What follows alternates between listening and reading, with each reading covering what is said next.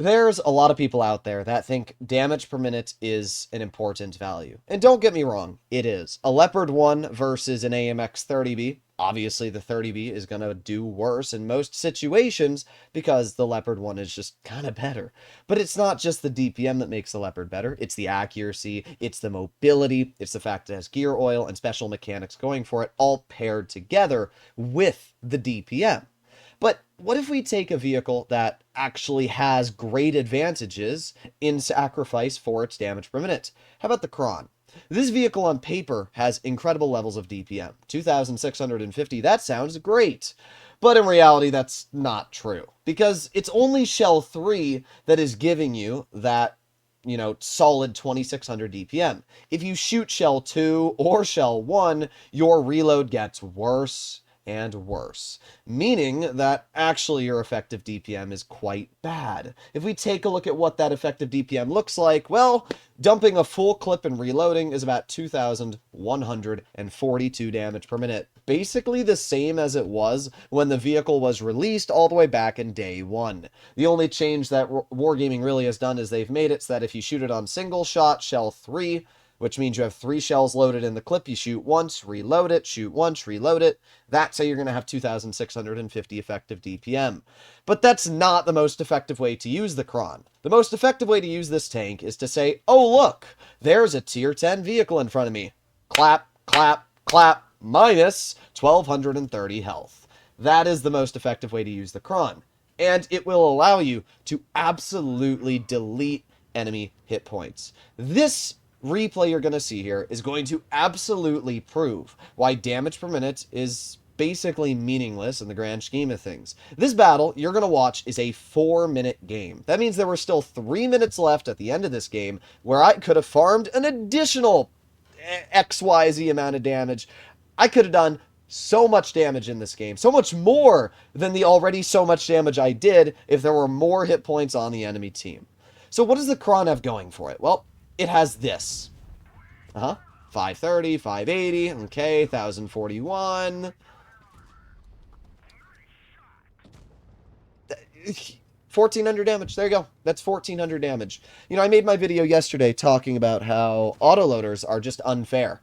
And I showcased a replay of the AMX 50B just prancing around and clipping every single enemy tank and dealing 7,000 damage in a 3-minute game. And I pointed out how this is bullcrap and autoloaders should be balanced so that they have negatives just like every other tank. But Wargaming for some reason doesn't like that. Well, here we go. We got an enemy Progetto. There's 1, 2, and let's just fire that third shell. Another fire. Thank you very much, good sir. Well, that's another 750 HP. Wow, just like that, guys, we've dealt 3,000 damage.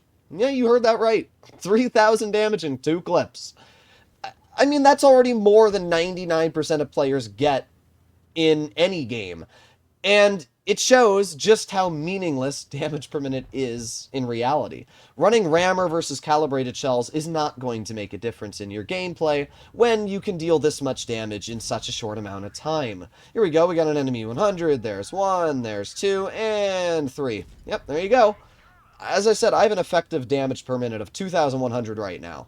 But I've done 4,000 damage in 2 minutes. And if you do the math, well, 2,100 DPM, 2 minutes of gameplay, 4,000 damage. I've basically done the maximum amount of damage per minute I could in this time frame. But it shows that I'm not struggling to deal damage. I'm not in a situation where I'm getting YOLO'd by anybody. And even if I was, I still have a clip that allows me to deal 1,200 damage, and then I can shoot on single shot DPM. So it's not like I'm worried. We got the enemy E100 here. E100 has 1,100 health. Oh no, you rolled me for 732. Aw, darn, I've already dealt more than that. Don't worry though, I have another shell. Bye-bye. 5,200 damage dealt now. 5,200 damage dealt now. How do you counter this tank? I'm running double sandbags, so I have upwards of 2,600 HP, which means I have more hit points than 90% of other tier 10 heavies, including tanks like the IS-7. And then when you pair that with 9 degrees of gun depression, 18 kilometers per hour of reverse, and a gun that's way too accurate for what it is,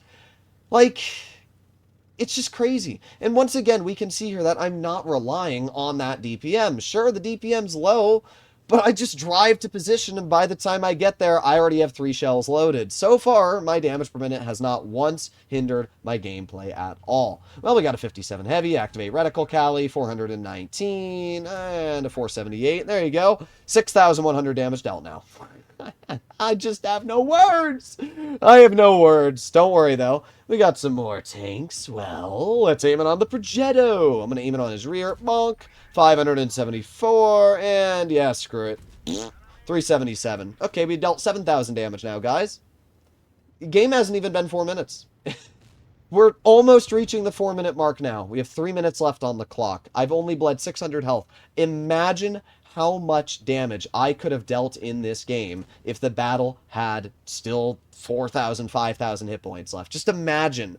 Well, we have the enemy IS-8. We got a 419 damage shell and a 385, and the 268 version 4 gets a clear. Yep, there you go. 7,869 damage in a 4-minute game. 4-minute battle. I did 8,000 damage.